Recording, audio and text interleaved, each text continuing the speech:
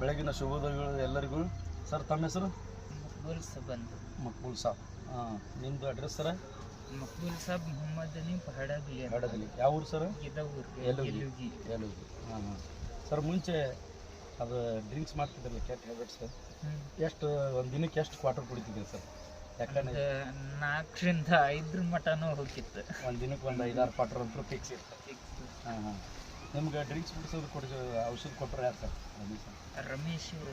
ರಮೇಶ್ ಅವರು. ನಾವು ಅಕಸ್ಮಾತ್ ಒಂದು ಮೊಬೈಲ್ ತೊಗೊಳಕಂತಂದು ಸವಣೂರ್ಗೆ ಹೋಗಿದ್ದೀರಿ.